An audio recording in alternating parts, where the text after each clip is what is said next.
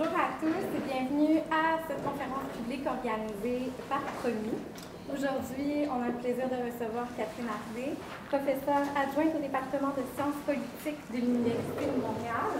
Ses recherches portent sur les politiques publiques liées à l'immigration, en particulier dans les États fédéraux et à l'échelle des entités fédérées. La conférence d'aujourd'hui portera notamment sur la situation du Québec qui fait face à une politisation croissante de l'immigration, marquée par une plus grande visibilité de cette question dans les campagnes électorales, les médias et le débat public, mais aussi par l'augmentation des prises de position explicites sur l'immigration de la part des partis politiques. À quoi renvoie ce phénomène? Quelles sont les explications avancées par la science politique?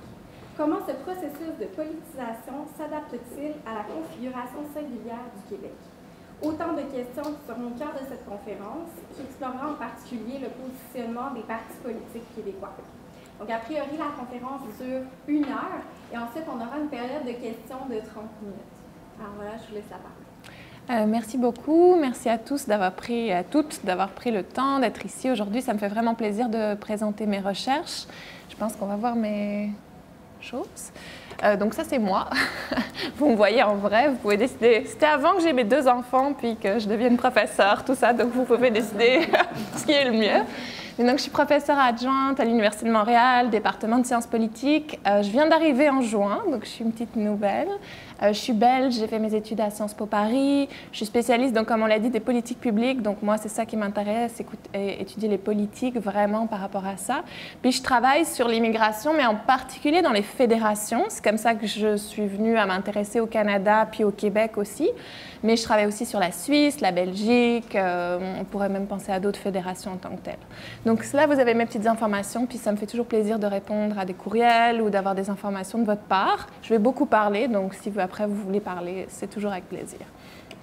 Donc on a bien mis la table, mais c'est sûr que si vous regardez les déclarations récentes sur l'immigration, on en parle. On en parle beaucoup. Plus ou moins d'immigrants? Est-ce que, justement, on doit l'augmenter? Est-ce qu'on a perdu le contrôle? Est-ce que c'est suicidaire d'avoir plus d'immigrants aujourd'hui? Est-ce que c'est la question de l'urne? En 2018, c'était Philippe Couillard, qui était alors Premier ministre, qui avait dit l'élection, là, en 2018, elle se jouera sur l'élection, elle se jouera sur l'immigration et l'économie. Donc, c'est sûr qu'on parle vraiment beaucoup de l'immigration. Puis c'est pour ça qu'on parle de...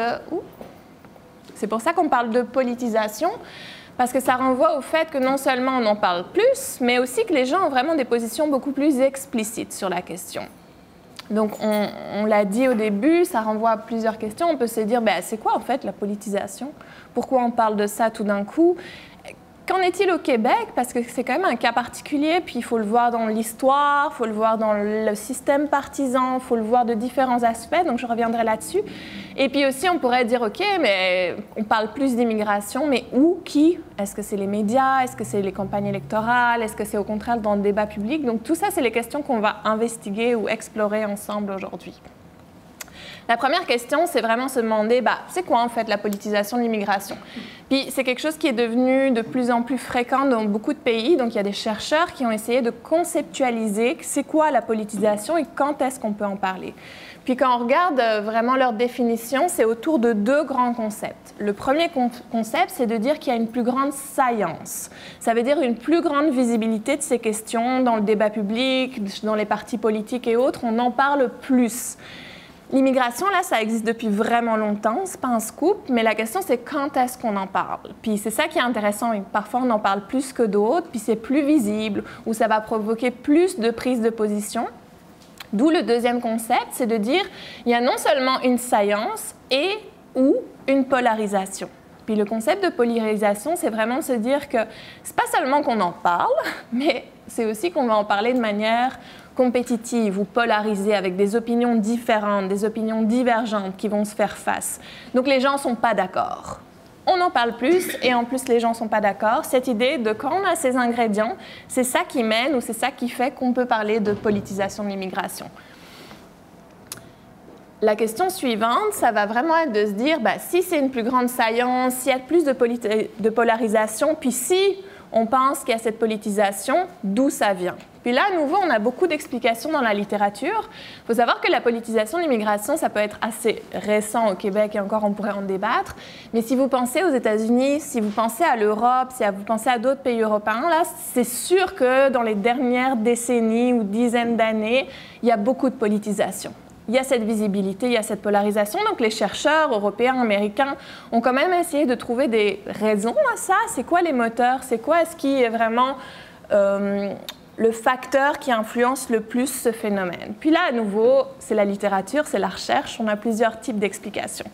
On a vraiment des explications qui vont être sur la demande. C'est-à-dire, s'il y a plus de politisation, c'est parce qu'il y a une demande quelque part. Puis cette demande, elle viendrait de quoi?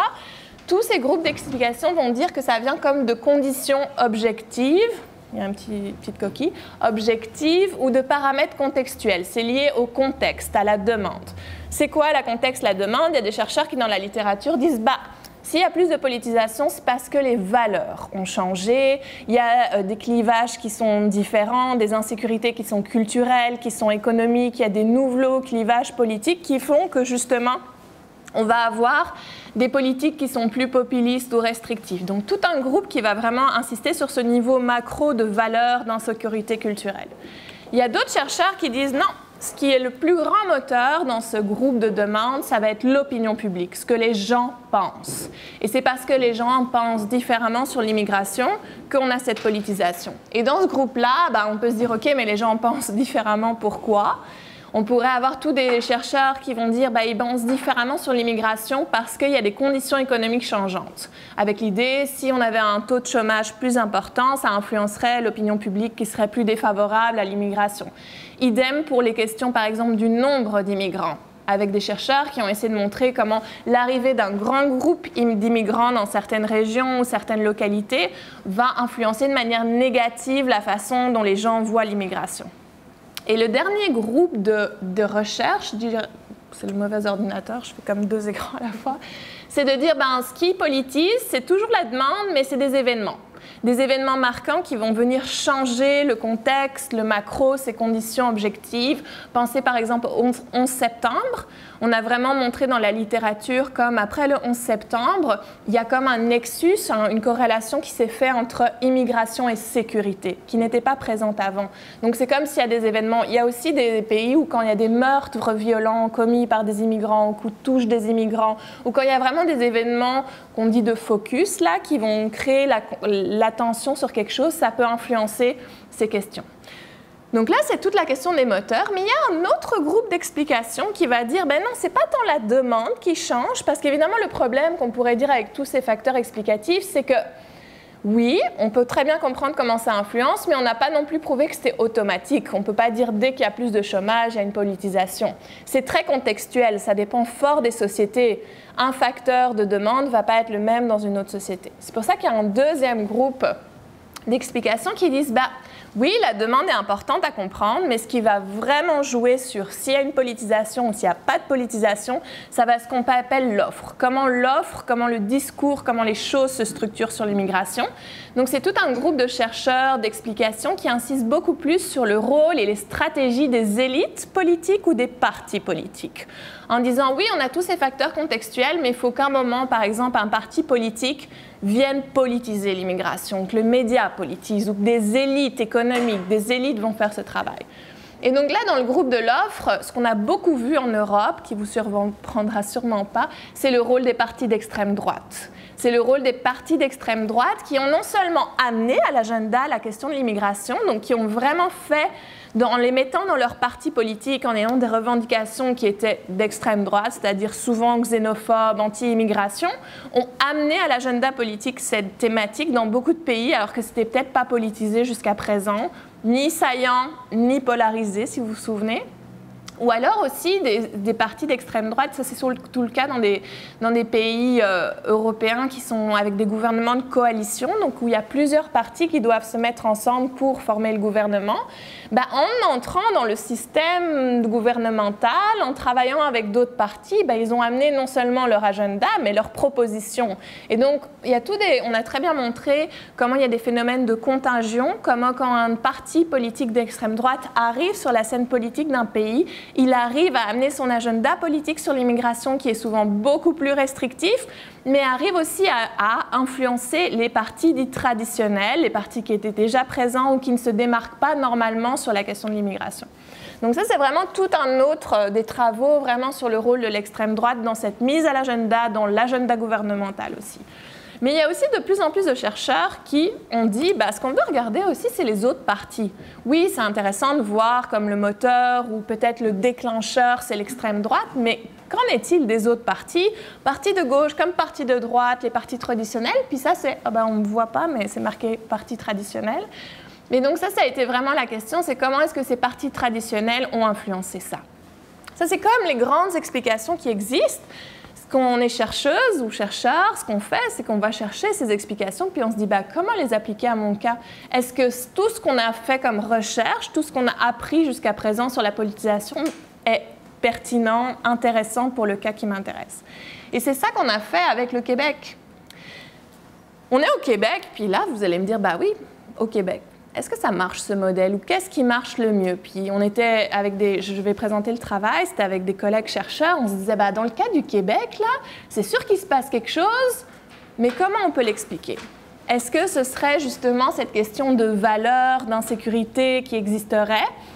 Oui, peut-être, mais il n'y a pas de changement de valeur fort. Cette explication marche très bien si on remonte à la Révolution tranquille, puis au changement de vision de l'immigration du Québec entre les années 60 et 70. Il y a vraiment d'autres valeurs, d'autres clivages, d'autres sécurités ou insécurités. Donc, dans ce cas-là, des 10 dernières années ou même des dernières élections, on ne peut pas dire qu'il y a ça.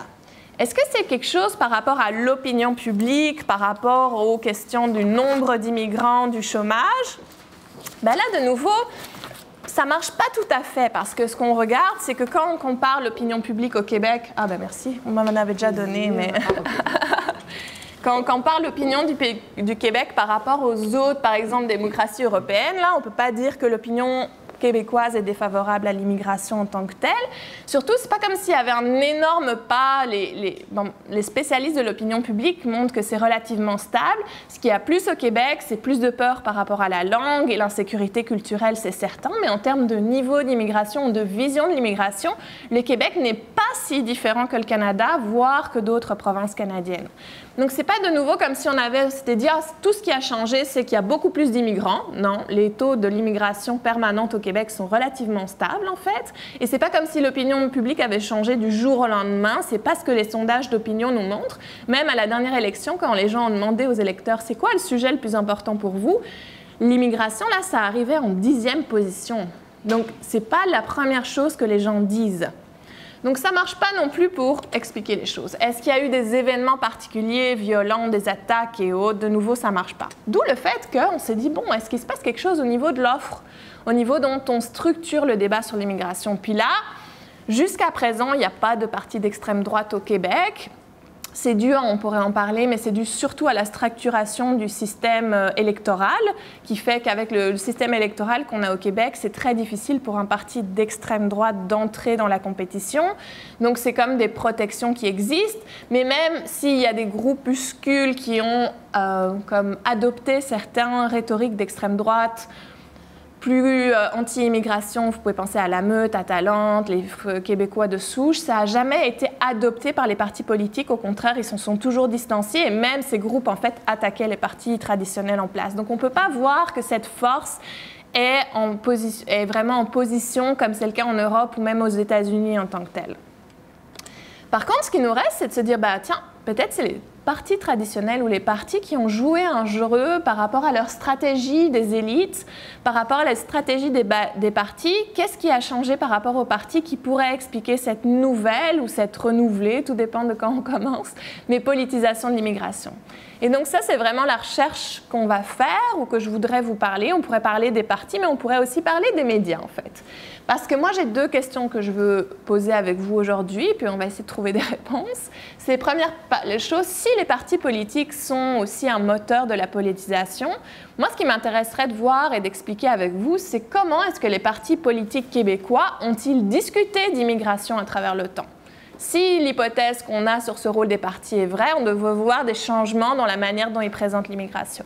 Et on pourrait aussi se dire, tiens, peut-être qu'il se passe quelque chose aussi au niveau des médias, de comment on parle d'immigration, de comment elle est présentée. Puis ça tombe bien, j'ai fait des recherches sur les deux. Donc je suis vraiment contente de vous présenter certains résultats qu'on a par rapport à ça.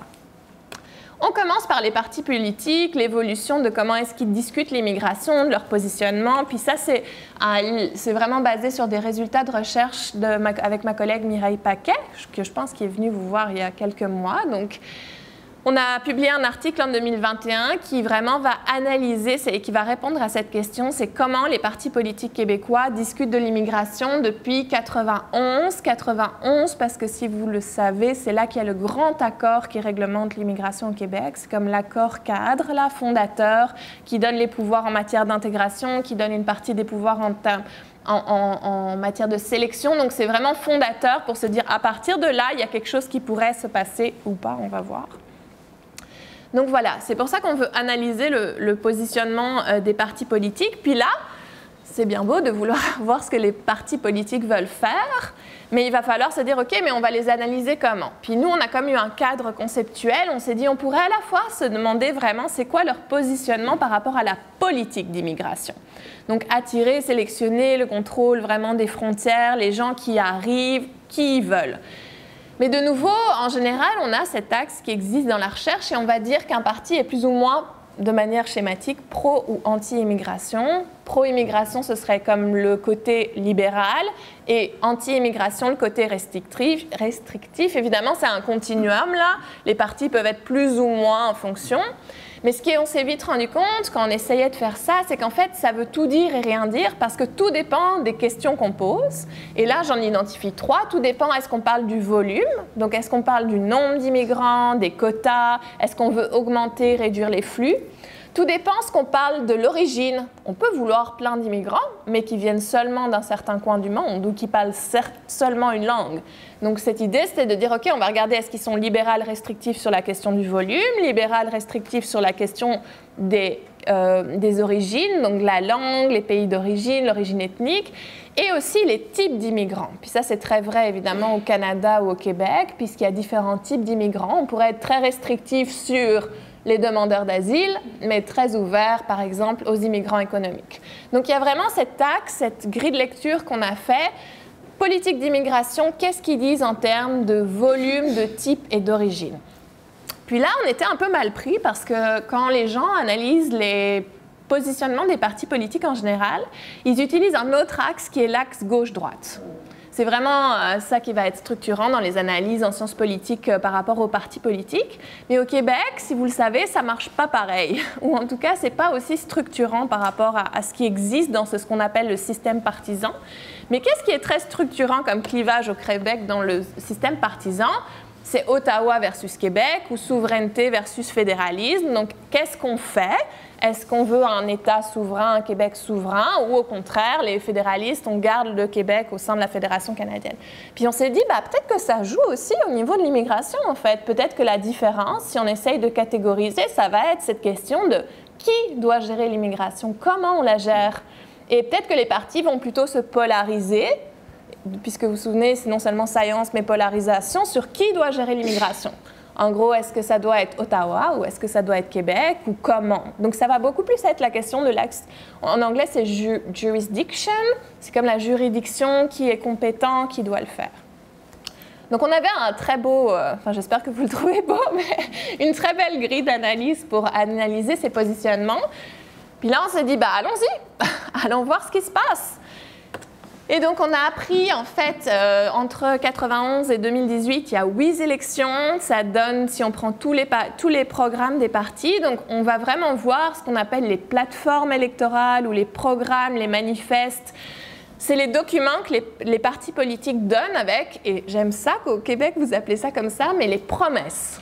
Les engagements, je dirais, de manière. Mais quels sont les engagements de chaque parti politique? Puis le jeu électoral et la compétition électorale fait qu'au moment d'avoir des élections, chaque parti, même si c'est de moins en moins vrai, mais chaque parti va mettre sur papier ce qu'il veut et ce qu'il fera. Ce qui est excellent pour nous, chercheurs a posteriori, parce que c'est quand même une trace. C'est aussi un engagement public envers les électeurs, et c'est aussi quelque chose qui reste sur papier. Donc, il y a tout aussi cet questionnement du matériau de recherche. Mais donc là, on prend les plateformes électorales. Depuis 1991, pour cette question de l'accord Canada-Québec qui est vraiment structurant, ça fait 8 élections, ça fait presque 30 documents.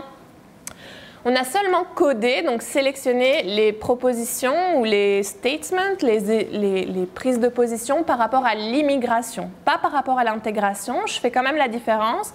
Donc là, ce qui nous intéressait, c'est vraiment qu'est-ce qu'on dit sur attirer, sélectionner, contrôler les étrangers, qui doit entrer, qui doit rester. Alors qu'intégration, c'est un autre débat. C'est quand les gens sont là, qu'est-ce qu'on fait? Nous, c'était vraiment immigration qui nous intéressait. Et donc, grâce à cette grille d'analyse que je vous ai montrée, on a codé, c'est-à-dire on a été sélectionner certaines phrases et on les a comme labellisées, on a mis une étiquette en disant quand telle partie dit ça, on peut voir que ça se rapporte à l'axe immigration, ça se rapporte à l'axe juridiction, ce qui nous permet après d'extraire les résultats comme vous allez le voir, puis de mieux comprendre le positionnement de chaque parti. On a fait ça pour les principaux partis québécois, donc le Parti québécois, le Parti libéral du Québec, l'Action démocratique du Québec, mais aussi la CAQ. Plusieurs notes. Je ne vais pas parler de Québec solidaire, tout simplement parce que quand on regarde les plateformes de Québec solidaire, ils parlent très peu d'immigration en tant que telle, parce qu'ils parlent beaucoup plus d'intégration, puis il est beaucoup plus sur ces idéaux de justice sociale, d'intégration. Donc en fait, c'est aussi intéressant le silence. Quand on ne parle pas, on pourrait aussi analyser le fait de ne pas parler d'immigration. Ça nous dit beaucoup de choses aussi. Mais donc Québec solidaire, je ne présente pas les résultats parce que ce n'est pas assez pertinent. Par rapport aux partis politiques, c'est sûr que moi j'aime ça, là, le système partisan, mais je vais juste dire 2 mots sur qui est qui, juste pour si on n'a pas les mêmes connaissances. Mais en général, le jeu partisan, jusqu'à présent, c'était vraiment structuré autour de 2 acteurs principaux. Le Parti québécois, parti souverainiste, et le Parti libéral du Québec, qui est ce parti fédéraliste, c'est-à-dire on reste au sein de la Fédération canadienne. C'est vraiment le clivage structurant du jeu partisan, puis c'est pour ça que je vous disais gauche-droite, ça ne marche pas si bien, parce que c'était plutôt ça la clé de lecture. Mais avec l'érosion de la question de la souveraineté, l'échec du 2e référendum, ce qu'on a vu, c'est l'entrée de 3e joueurs ou d'autres joueurs, ce qui était assez exceptionnel parce que normalement le système électoral au Québec devrait en toute logique toujours mettre en avant 2 joueurs, mais on a d'autres joueurs. Puis c'est qui ces nouveaux joueurs? Ça a été l'ADQ, qui est un parti qui émerge à la fin des années 90-90, et qui est un parti qui est beaucoup plus conservateur, qui est plus limité sur les questions fiscales, qui est autonomiste, donc qui cherche un entre-deux, qui a été présent pendant les élections jusqu'en 2011, parce qu'en 2011, il fusionne avec un nouveau parti de l'époque, qui est la CAQ, la Coalition Avenir Québec, qui est le parti actuel qui gouverne le Québec, mais donc qui est un parti qui est fondé en 2011-2012. Sa première élection où il se présente, c'est 2012, qui est un parti aussi sur ce clivage fédéralisme ou souveraineté d'entre deux, c'est-à-dire plus d'autonomie pour le Québec, mais au sein de la fédération, et qui se distingue aussi par un nationalisme qu'on a qualifié plus d'économique, même si moi je défends plus qu'il est identitaire maintenant, mais voilà, ça c'est les principaux joueurs qu'on a aujourd'hui. Et donc, qu'est-ce que ça donne? C'est vraiment ça la question qu'on s'est posée, c'est comment est-ce que chaque parti va se positionner? On a notre grille de lecture, on a notre matériau, et qu'est-ce que ça donne? Puis là, je vous propose un petit jeu. Je vais vous montrer comme des extraits de plateformes, de manifestes. Puis si vous avez une idée de qui dit ça, vous pouvez me dire quel parti vous pensez qui écrit ça par rapport à l'immigration. Alors, j'espère que ça va marcher mon jeu. Ah, il y a quelqu'un qui veut venir. On veut bien avoir des nouvelles personnes. Mais... Donc, qui a dit il faut attirer les entrepreneurs étrangers les plus talentueux, ils doivent présenter un plan d'affaires, déposer des revenus suffisants, dire qu'on veut une nouvelle grille d'immigration, on veut sélectionner plus facilement des immigrants qui sont aptes à travailler dans des domaines qui ont un besoin de main-d'œuvre. Toujours le même parti, hein. Qui a dit qu'ils veulent justement, je vais le lire ici parce que je ne le vois pas, augmenter les niveaux d'immigration, que c'est super important pour développer le Québec, le développement économique, qu'on veut revoir le système de grille, qu'on veut des gens qui aillent en région, et qui a écrit, et ça c'est plus tard, en 1998, « Le Québec est une terre d'accueil pour de nouveaux immigrants des 4 coins du monde. On veut accueillir les nouveaux immigrants, les amener, mais une fois qu'ils arrivent, ils vivent dans un climat d'incertitude causé par l'option indépendantiste du gouvernement actuel. » Votre avis, qui dit ça? Oui, le Parti libéral du Québec. Parce que je ne sais pas si c'est facile ou pas, mais donc le Parti libéral du Québec, quand on regarde ces manifestes, c'est sûr que c'est lui qui a comme l'approche la plus pro-immigration dans l'ensemble de ces choses. Il a pro-immigration, de nouveau, je vous dis, ça ne veut pas dire grand-chose. Moi, ce qui m'intéresse, c'est de disséquer un peu ça. Ce qui concerne le nombre d'immigrants ou en termes de volume, c'est lui qui le plus souvent dit qu'il faut soit augmenter, soit ajuster le niveau d'immigration. Il le justifie pour des raisons économiques, démographiques. Donc, c'est vraiment ça le positionnement par rapport à ça. Quand on regarde les types d'immigrants, c'est pour ça que je mettais les entrepreneurs, on parle beaucoup d'entrepreneurs, d'étudiants internationaux, de travailleurs, de marché du travail. Donc, l'immigration est vraiment vue comme une ressource et démographique, mais économique aussi. Et j'ai mis la dernière citation parce que c'est quand on parle de l'axe juridiction, donc qui doit gérer l'immigration, c'est sûr que là, ce qu'on voit plutôt chez les libéraux, c'est qu'ils vont dire que ça doit rester pareil, c'est-à-dire que c'est eux qui ont signé l'accord de 91, même s'il a été en fait négocié par les deux parties, mais c'est eux qui signent l'accord de 91, donc ils vont vraiment défendre le statu quo, qu'on garde ses pouvoirs, qu'on a déjà beaucoup de pouvoirs, que c'est au contraire la souveraineté qui fait peser le fardeau sur l'immigration. Donc ça, c'est le Parti libéral du Québec, et on voit cette évolution, même s'il y a des grandes lignes directrices. On peut faire mon deuxième jeu. Ça devient de plus en plus facile parce qu'il y a de moins en moins de partis, évidemment. Qui a dit il faut un État fort pour répondre aux pénuries de main-d'œuvre?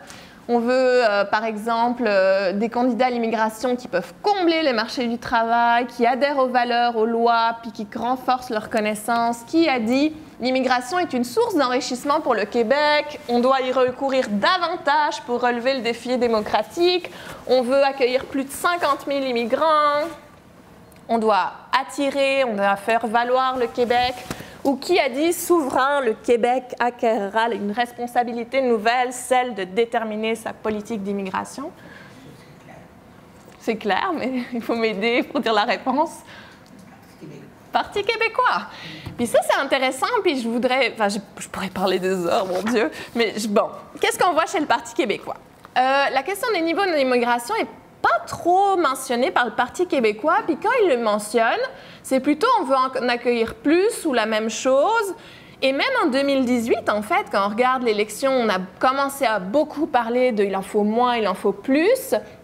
Le Parti québécois avait un positionnement qui était de dépolitiser l'immigration ou les niveaux d'immigration. À l'époque, dans le parti, dans le programme du parti, le Parti québécois dit quoi?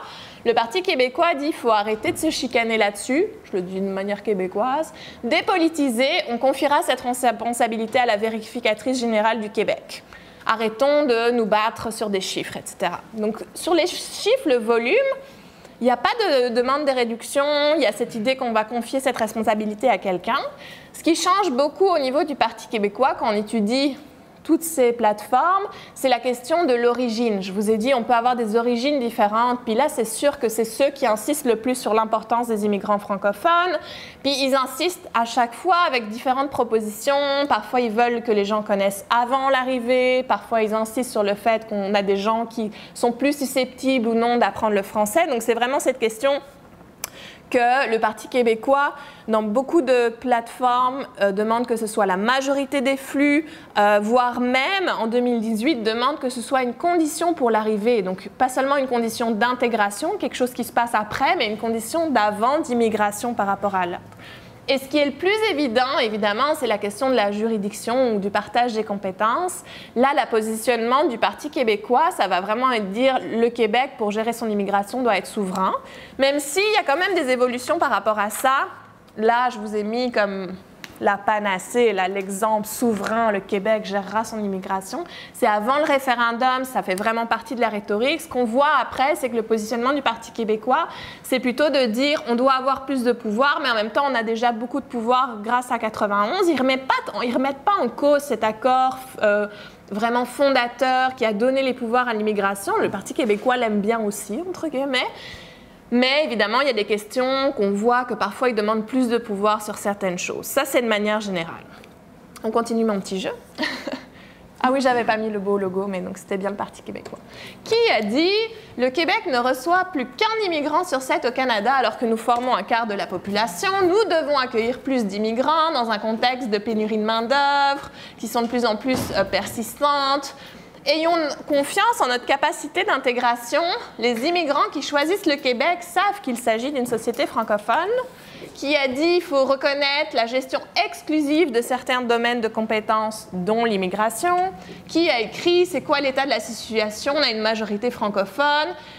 Mais on s'est enrichi, on s'est développé tout au long du siècle dernier grâce à l'apport de l'immigration de plusieurs communautés différentes. Qui a dit ça? C'est plus difficile. Si vous vous souvenez, j'avais 4 partis au départ. Il n'en reste plus que 2. Ça pourrait être plusieurs, c'est vrai. Mais figurez-vous que qui a dit ça? C'est l'ADQ, Action démocratique du Québec. Puis ça, c'était quand même une surprise dans la recherche, je ne vais pas mentir, parce que, surtout moi, là, je vais pas mentir, enfin, je suis une étrangère. Je m'intéresse beaucoup au Québec, ça fait longtemps que je l'étudie, mais ce que j'avais lu sur le Québec, sur l'ADQ, c'était que c'était un parti anti-immigrant qui avait, si vous le savez peut-être, mais était très actif dans tout le débat sur le rôle des accommodements raisonnables, donc qui avait amené un agenda ou un discours quand même plus négatif ou restrictif sur certains aspects. Mais ce n'est pas ça qu'on voit dans les manifestes des partis politiques. Puis, première chose à dire, c'est qu'on parle bien d'immigration, des gens qui entrent et autres. Je pense qu'on aurait peut-être des résultats différents si on parlait d'intégration, donc la question de c'est quoi les choses qu'on doit faire ou ne pas avoir, ou les choses qu'on doit être après.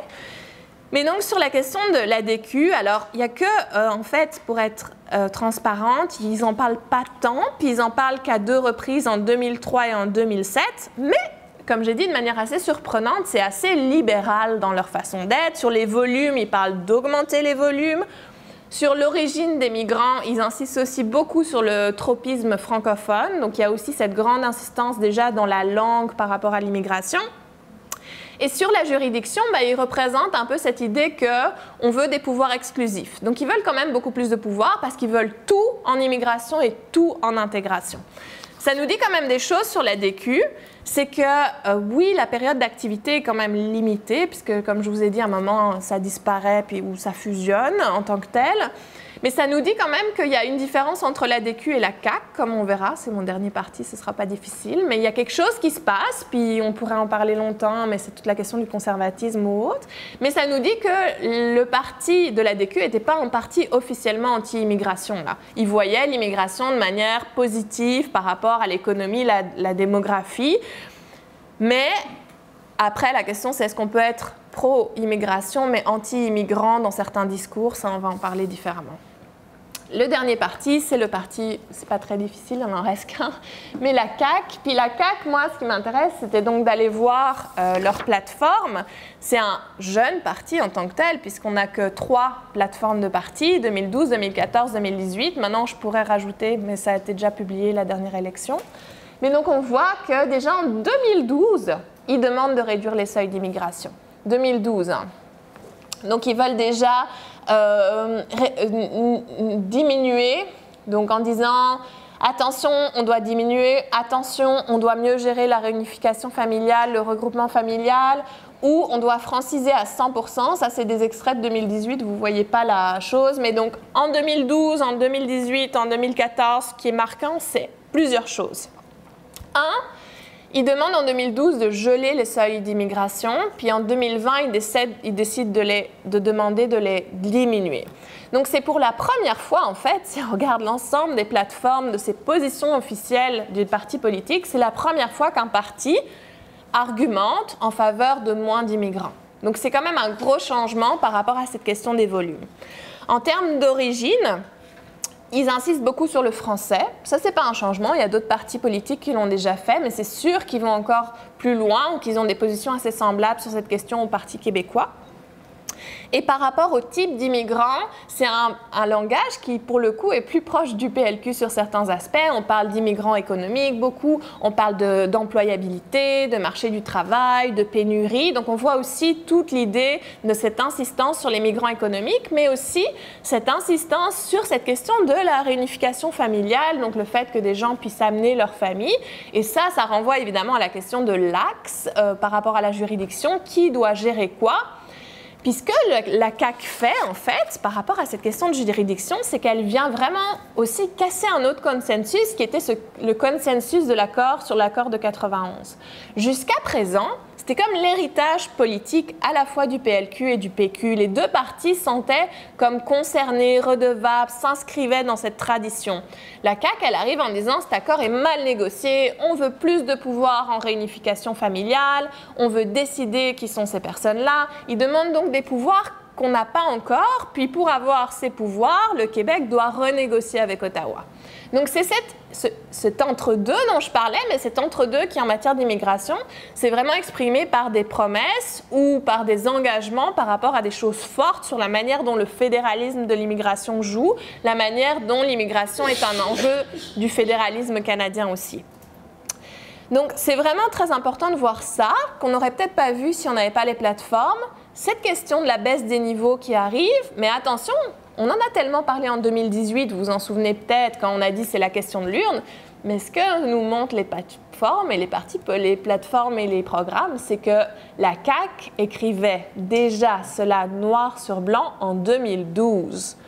Et 2012, c'est leur acte fondateur là. Donc c'est quand même intéressant de voir ça, ça peut être aussi une surprise, puis ça pose plein de questions de pourquoi est-ce qu'à un moment on marque ça et qu'on n'en parle pas, parce qu'en 2012, on n'en parlait pas tant de leurs propositions, et pourquoi en 2018, ça arrive à être aussi polarisant et autres. Mais donc, ça, on comprend mieux peut-être la jeunesse de certaines positions. Et surtout, ce qu'on voit, c'est cet enjeu par rapport à plus de pouvoir. Mais qu'est-ce que ça veut dire plus de pouvoir? Ça veut dire renégocier des accords. Donc tout ça, c'est ce que ça nous dit par rapport à, si vous vous souvenez, ma grille d'analyse. Donc oui, on apprend quand même beaucoup de choses par rapport en regardant dans les programmes des partis. Alors, ce que je ne veux pas dire, c'est que les programmes des partis parlent beaucoup d'immigration. Non, ça, c'est pas vrai. On n'en parle pas tant par rapport à d'autres sujets. Donc, ce n'est pas le sujet le plus important de tous ces programmes. Mais quand on essaye d'appliquer la grille d'analyse, on voit quand même certains enseignements qui sont intéressants. Des enseignements sur les volumes. Vous avez bien compris qu'il y a comme quelque chose qui se passe dans les programmes de 2012, puis dans les programmes de 2018 par rapport à la CAQ, par rapport aux origines, c'est-à-dire vraiment, évidemment, si on veut des immigrants francophones, ça influence fortement les pays d'origine des immigrants et les régions de recrutement. Puis là, il y a toujours l'enjeu, est-ce qu'on veut des immigrants francophones, francotropes ou francophiles? Puis chaque fois, on fait référence comme à des moments, enfin des zones géographiques un peu différentes. Les types, beaucoup de questions sur l'immigration économique, peu sur les demandeurs d'asile, mais par exemple, les réfugiés, ça pourrait changer dans les prochains programmes parce qu'il y a une saillance beaucoup plus importante des questions liées aux demandeurs d'asile aujourd'hui au Québec. Donc ça nous dit aussi, ça nous montre le contexte. Et la question de la gestion, ça montre vraiment l'évolution d'un clivage qui opposait aussi sur la question de l'immigration les fédéralistes aux souverainistes, avec comme cette intrusion de quelqu'un qui vient perturber, d'un acteur qui vient perturber les engagements par rapport à ça. Plus largement, qu'est-ce que ça nous dit, ou comment situer et comprendre les résultats? La CAQ a vraiment joué ce qu'on appelle un rôle d'entrepreneur sur cette question. Donc, c'est le rôle d'entrepreneur en amenant des nouveaux positionnements. Puis, je vous disais, c'est pas seulement parler plus de l'immigration, c'est parler de manière polarisée. Donc, c'est introduire des positionnements qui sont divergents, ce qui a été le cas. D'où le fait que quand il y a tout le monde n'est pas d'accord, on va potentiellement plus en parler. Mais en même temps, il y a toute une question sur l'ambiguïté du positionnement de la CAQ, puis ça aussi, ça mériterait un livre en tant que tel. Si vous vous souvenez, peut-être, je sais pas, bon, si vous étiez là en 2018, là, le fait qu'on parle d'autant d'immigration, ça avait quand même beaucoup marqué les esprits, qui est là pour la première fois un parti comme ça qui arrive sur la scène électorale, qui dit on veut moins d'immigrants. Ça avait provoqué beaucoup de remous. Puis, pour l'anecdote, je me souviens être en Europe et entendre Marine Le Pen, donc leader d'extrême droite en France, féliciter François Legault pour sa victoire à l'époque, parce que ça avait été comme vu de l'extérieur comme un parti anti-immigration qui serait proche des positionnements. C'est pas du tout le cas. Puis, c'est quelque chose que je mets dans l'article, puis souvent, je me fais chicaner par des gens, mais la CAQ n'est pas un parti anti-immigration. On peut dire qu'il est relativement, sur mon spectre, plus restrictif que les autres partis, mais si on les analysait par rapport à d'autres partis dans d'autres contextes, le positionnement, c'est toujours un parti qui, oui, veut geler, baisser les seuils, mais qui garde quand même des seuils qui sont conséquents et qui a un discours assez positif d'un point de vue, en tout cas économique et démographique, sur l'immigration. Ce qui n'est absolument pas le cas de ces partis d'extrême droite qui ont stimulé toute la littérature dont je vous parlais. Et c'est vrai que quand la CAQ est arrivée au pouvoir en 2018, il y avait des questionnements sur qu'est-ce qui va changer, est-ce que vraiment ça va tellement changer, est-ce qu'on va avoir tellement moins d'immigrants, est-ce qu'il y aura beaucoup moins d'argent pour les organismes communautaires, est-ce que ce sera beaucoup plus difficile de venir au Québec? Non. Donc non. Non, dans le sens, au terme de politique, puis je reviendrai là-dessus, c'est vrai qu'on avait certaines, mais les seuils n'ont pas tellement baissé. S'ils ont baissé, c'est surtout à cause du Covid, mais il y a des effets de rattrapage qui feront qu'en fait, on parlait de 40 000, donc de moins 20%, mais on est retourné aux 50 000 qui étaient à l'époque prônés par les libéraux. Donc non, pas tant. Il y a eu beaucoup d'investissements de la CAQ dans certains services, même s'il y a eu des débats sur d'autres, donc ça, je vais y revenir. Mais donc, c'est sûr que c'était difficile après de savoir ce qui se passe, mais ça nous pose des questions par rapport aux promesses, aux engagements, puis l'action réelle d'un gouvernement. Ça nous montre aussi qu'il y a peut-être des nouveaux schémas qui arrivent par rapport aux partis politiques. Donc, évidemment, là, je présente comme 20 ans ou un peu plus. On pourrait revenir beaucoup plus loin, là, avant même la Révolution tranquille, où il y avait certaines insécurités par rapport à l'immigration. L'immigration était vue comme le cheval de Troie des anglophones, comme quelque chose qui allait miner le Québec de l'intérieur. Donc, est-ce que c'est cyclique? Est-ce qu'il y a un retour de cette histoire, de cette défiance par rapport à l'extérieur? Est-ce que ça va s'inscrire aussi dans des oppositions plus larges entre Ottawa et le Québec, ou Ottawa et le Québec et le reste du Canada? Donc, on sait que c'est aussi des questions qui se posent. Mais ce que je pense surtout, c'est que ça nous montre aussi qu'il faut étudier les partis traditionnels de manière générale sur l'immigration, même les partis qui sont pro-immigration, pour comprendre c'est quoi exactement être pour l'immigration. C'est facile à dire, mais de nouveau, il y a des enseignements à parler du volume, des origines, des types. Et surtout, voir que les partis politiques, c'est des acteurs qui ont des stratégies. Moi, vous l'aurez compris, je me situe vraiment du côté de l'offre. Moi, je crois que les partis politiques structurent énormément le débat public et ont un rôle moteur dans ce débat aujourd'hui. Et donc, ça pose des questions sur leur stratégie, les types d'immigrants.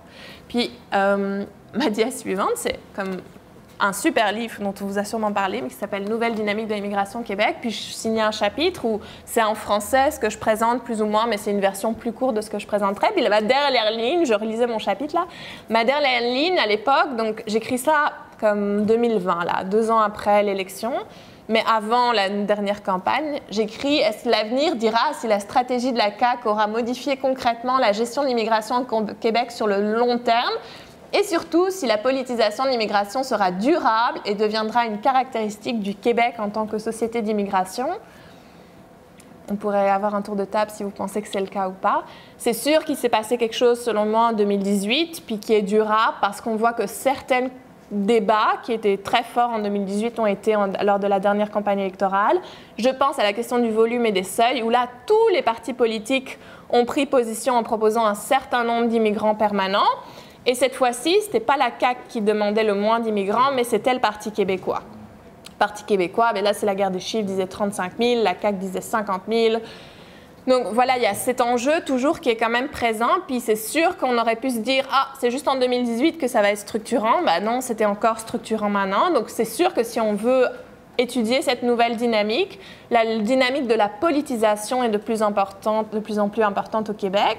Puis ça, c'est important aussi à dire parce que dans la littérature sur l'immigration, puis on dit souvent qu'il y a comme des gaps, des trous, des écarts qui sont flagrants, et c'est vraiment attesté dans de nombreux pays, entre les discours sur l'immigration, vraiment les débats publics, puis ça vient, ce que je vous ai dit, des partis politiques, des médias.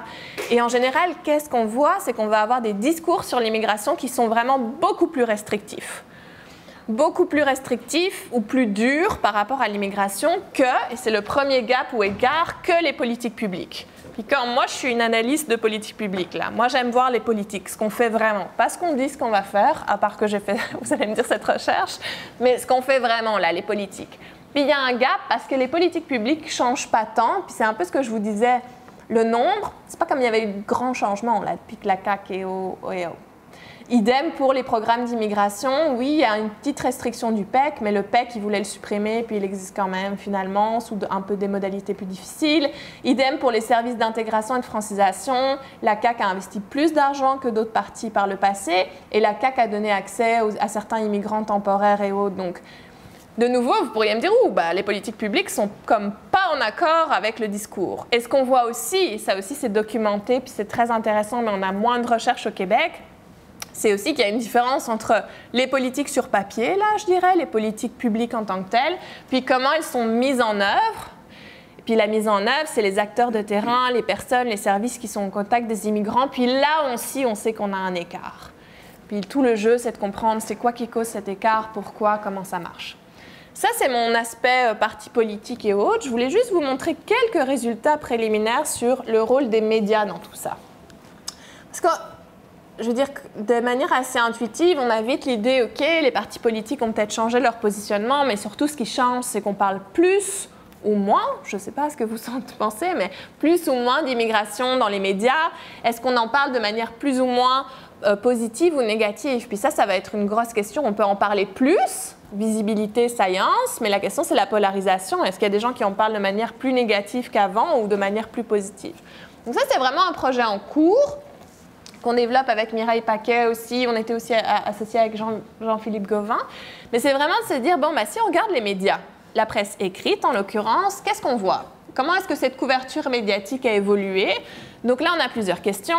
Je pourrais vous donner que des mini-pistes de réponse parce qu'on est toujours en train d'analyser les données, mais je voulais quand même vous montrer quelques petites choses. La première chose, c'est de se demander est-ce qu'on parle plus d'immigration, visibilité. Deuxième chose, c'est que, OK, on en parle peut-être plus, mais surtout, on doit voir comment on en parle. C'est-à-dire, est-ce que le ton, on parle à ça, c'est devenu plus ou moins négatif? Puis, il y a toute la question du cadrage, c'est la question des thèmes. On peut parler d'immigration de manière positive ou négative, mais on peut parler de différentes choses en immigration, comme vous le verrez. Donc, pour l'instant, on a juste fait une recherche exploratoire sur la presse, le devoir, parce que c'est comme les journaux au milieu, là, puis on voulait voir ce qui se passait depuis 2005. Ça donne plus ou moins 3343 articles, dont 2000 qui parlent du Québec. Je le dis parce que je différencie un moment. Et c'est une analyse exploratoire, mais ce qu'on a voulu faire, c'est... un dictionnaire des sentiments. Donc, c'est comme une méthode d'analyse de texte qui existe et qui, en fonction des mots qui sont présents dans un texte, va donner un score positif ou négatif. Il y a des mots qui sont associés avec un sentiment ou un ton négatif et des mots qui sont associés avec un ton positif. Puis, tout le jeu, c'est d'aller voir ces articles en les mettant dans ce logiciel et en faisant l'usage de ce dictionnaire. OK, on parle d'immigration, mais est-ce que le ton est plus positif ou négatif? Et donc là, on a les premiers résultats par rapport à plusieurs questions. Première question, je vous disais, la question qu'on se pose tous là, c'est est-ce qu'on parle plus d'immigration? Peut-être que vous avez un sentiment ou une intuition, mais il faut objectiver ça. Là, je fais référence, puis je partage la diapositive de mon collègue, le professeur Jean-François Godbout à l'Université de Montréal, qui a signé un très bon article avec Éric Bélanger, qui est sur les clivages politiques et le système partisan. Leur article, c'est sur le nouveau clivage politique entre justement intégration et diversité, dire que c'est ça qui différencie aujourd'hui les partis. Est-ce qu'ils sont pour l'intégration ou la diversité ou au contraire plutôt opposés à ça? Mais là, ce qu'il a fait, Jean-François Godbout, c'est qu'il a été voir dans Radio-Canada, La Presse, Le Soleil, Le Devoir, tous les journaux. Il a pris ce qu'on appelle les leads, c'est le titre de l'article et le tout début, et il a été voir, dans tous ces articles qu'on a publiés depuis les années 2007, là, quels sont les articles qui contiennent soit immigrants ou réfugiés, et quels sont les articles qui contiennent souveraineté ou fédéraliste ou fédéralisme. C'est comme des mots. Puis ce qui est intéressant, c'est de voir, nous, c'est surtout la ligne rouge qui nous intéresse, c'est la ligne des articles qui parlent d'immigration. C'est sûr qu'on voit une certaine évolution, une plus grande science, une plus grande visibilité. Puis lui, ce qui l'intéresse, c'est de voir est-ce que cette science, comment elle se comporte par rapport au clivage. Mais donc oui, a priori, des premiers résultats. Ça, c'est pas sur notre échantillon, c'est un échantillon plus vaste que nous, mais ces premiers résultats montrent qu'il y a une plus grande science, puis c'est ce qu'on trouve aussi dans nos données. La deuxième chose nous, on a fait par rapport à La Presse, Le Devoir, 2005, ce que je vous ai présenté, c'est vraiment de regarder ce qu'on appelle ce ton. Est-ce que le ton est devenu plus positif ou autre à travers le temps? Puis là, c'est ça que ça nous donne, en fait, ce dictionnaire des sentiments. Je bouge. Ici, c'est positif, ton positif. Donc, quand les valeurs sont positives, c'est au-dessus. Valeurs négatives, c'est en dessous. Puis ça nous donne comme un score de ces articles. Est-ce que les articles sont plus ou moins associés avec des mots ou des termes qui sont connotés positivement ou négativement? on ne voit pas tant de changements, mais où on voit un changement, puis c'est pour ça que je vous disais, c'est vraiment si on distingue les articles qui parlent du Québec, premier graphique, ou les articles qui ne parlent pas du Québec. Là, on voit vraiment deux choses. Un, les articles qui ne parlent pas du Québec sont beaucoup plus négatifs. Pourquoi? Si vous y pensez, quand on va parler d'une nouvelle d'immigration à l'extérieur du Québec, ça va peut-être être des tragédies, des événements violents, on va parler de réfugiés. Donc, ça va beaucoup plus être comme l'environnement géopolitique international. Puis, il y a une association avec un ton qui est plus négatif, mais dans le sens que c'est des drames, des tragédies, des vécus qui sont des termes négativement connotés dans ce dictionnaire. Mais ce qu'on voit au Québec, c'est que si on fait un peu la moyenne, effectivement, il semblerait, de ces premières données, ces préliminaires, on veut rajouter des journaux, mais qu'il y ait quand même cette idée que oui, la manière dont on parle de l'immigration serait de plus en plus associée à des termes ou à ce ton plus négatif. Donc ça nous donne un premier aperçu par rapport à ça. La deuxième chose qu'on a voulu comme aller voir, c'est de se dire, est-ce qu'il y a une différence entre les news, comme les nouvelles généralistes, et les opinions? Donc les opinions, c'est vraiment les chroniqueurs, les éditorialistes, les gens qui parlent en leur nom, qui amènent, c'est comme des élites qui écrivent dans les médias en fait. Donc c'est pas le traitement news, nouvelles, journalistique. Et la dernière chose qu'on a voulu regarder de manière exploratoire, c'est la question des thèmes. Parce qu'on a une méthode qui s'appelle le topic modeling, qui serait comme modeler les sujets, modeler les modèles. On va mettre tous ces articles dans, je dis toujours le logiciel, j'ai envie de dire la machine, mais donc c'est comme une fonction qui nous permet d'aller travailler par grappe et de voir dans les articles quels sont les mots qui vont ensemble. Donc vous devez vous imaginer comme si on faisait des grappes d'articles, puis on va voir quels sont les mots qui vont ensemble le plus souvent. Puis là, on a plein de grappes, on a plein de sujets, mais on aurait comme un sujet sur les réfugiés. Puis là, on verrait tous les articles qui sont liés, réfugiés, Syriens, parrainage, TCRI, budget, réunification. C'est comme des mots qui vont ensemble dans des groupes de nouvelles. On a aussi des choses sur la capacité de sélection, donc la sélection, les critères, les seuils, les points. Donc ça, c'est des sujets qu'on va pouvoir tracer. La politique de l'immigration, là, vous voyez, il y a beaucoup de noms d'hommes et de femmes politiques. Donc c'est vraiment l'aspect genre joute, compétitive, électorale. Il y a aussi la question du français et de l'immigration avec tous les termes comme allophone, anglophone, sans un linguistique. Ce qui était intéressant et ce qui était surprenant, on a vu comme aussi une grappe qu'on a appelée les first person. C'est comme dans les news, il y a souvent le premier immigrant qui a fait ça ou celui qui a réussi, où on met en avant des profils individuels, puis ça forme une grappe. Parce qu'on voit vraiment les mots, si vous les regardez, les mots qui viennent le plus souvent ensemble, c'est comme des histoires personnelles sur l'immigration. On a les immigrants précaires, au contraire, on a les immigrants qualifiés, puis ça, c'est des grappes différentes, mais ça nous montre bien qu'on parle de manière différente selon la catégorie d'immigration qu'on est. On ne parle pas de la même manière forcément des travailleurs précaires que des travailleurs qualifiés. La question, et ça c'est très Québec, de l'opposition ou du multiculturalisme ou interculturalisme. Donc on voit aussi tout un ensemble de thèmes qui ont émergé autour de l'immigration, les étudiants et puis les arrivées à la frontière. Donc dans les arrivées à la frontière, on parle de Roxham, on parle de la GRC, on parle de frontières, d'illégaux, de frontaliers. Donc là, grâce à ça, on voit comme des grappes de mots qui nous permettent d'avoir ces cadres de référence, ou de quoi on parle quand on parle d'immigration dans les news. Puis à nouveau, on peut un peu disséquer ça. Ce qu'on peut faire, c'est de voir si les thèmes couverts ont évolué dans le temps. Puis si ça augmente, ça veut dire qu'on parle de plus en plus de ce thème. Si c'est comme ça dans l'autre sens, c'est qu'on en parle de plus en moins. Donc ce qu'on voit, c'est que ce qui est le plus important en termes d'augmentation, c'est clairement les arrivées aux frontières, puis la question de traverser la frontière, vous le voyez, donc c'est entre 2005 et 2018. Ce qui augmente, c'est caché pour vous, mais c'était mon truc Politics of Immigration, donc l'aspect politique, électoraliste, tous ces noms d'hommes, de femmes politiques. Donc ça aussi, c'est un thème qui est de plus en plus présent, puis vous pouvez voir qu'il y en a certains qui sont comme pareils, qui montent. Donc ça nous donne un peu l'idée de quoi on parle quand on parle d'immigration. Puis la chose qu'après on a faite, c'est de croiser les deux. C'est de se dire, tiens, ce thème-là est-il positif ou négatif? C'est-à-dire le ton de ce thème, va-t-il positif ou négatif? Puis parmi les thèmes qui deviennent les plus fréquents aujourd'hui, vous voyez ceux que je vous ai montrés qui augmentaient, ce qu'on voit que c'est non seulement des thèmes qui deviennent plus fréquents, mais c'est aussi des thèmes qui sont connotés plus négativement, qui ont un ton plus négatif. Par exemple, les arrivées à la frontière. Par exemple, la politique d'immigration. Par exemple, accueil des réfugiés. Donc ça nous donne comme, OK, on parle de thèmes différents, mais si on regarde par thème, qu'est-ce que ça nous donne? Donc ça, voilà, on s'est un peu amusé avec ça, d'aller voir dans la presse écrite ce qu'il en était. Ces questions de ton, oui, c'est devenu quand même relativement plus négatif, surtout quand on parle du Québec.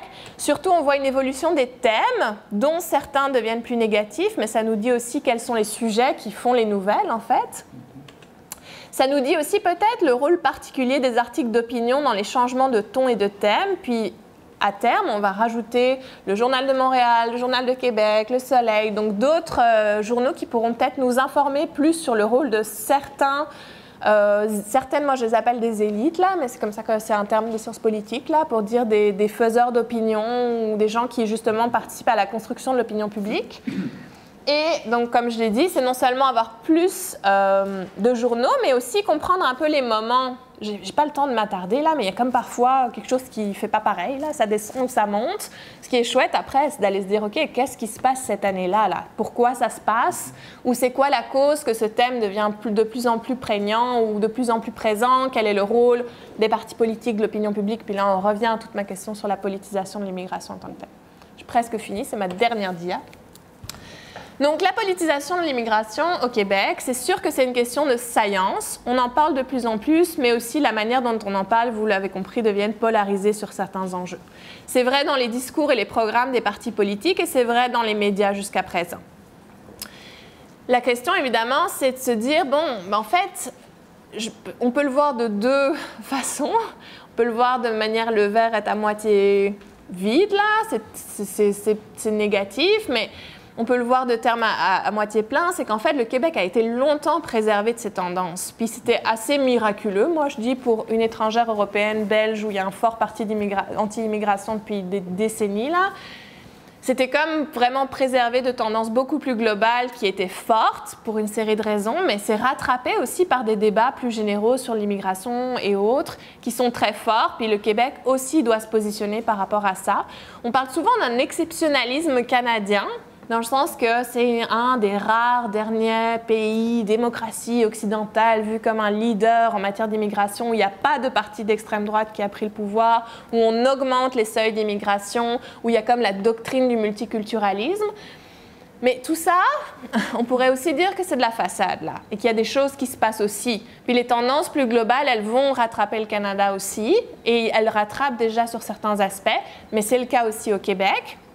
Mais en même temps, moi, j'insiste beaucoup sur les particularités du Canada, mais surtout du Québec. Il y a des clés de lecture qui sont vraiment fortes au Québec, comme tous ces taxes qu'on a créés pour le Québec. On ne peut pas comprendre l'immigration si on ne prend pas cette particularité. C'est comprendre l'histoire du Québec, c'est comprendre les rapports de force, c'est comprendre les relations intergouvernementales, aussi les jeux qui peuvent exister.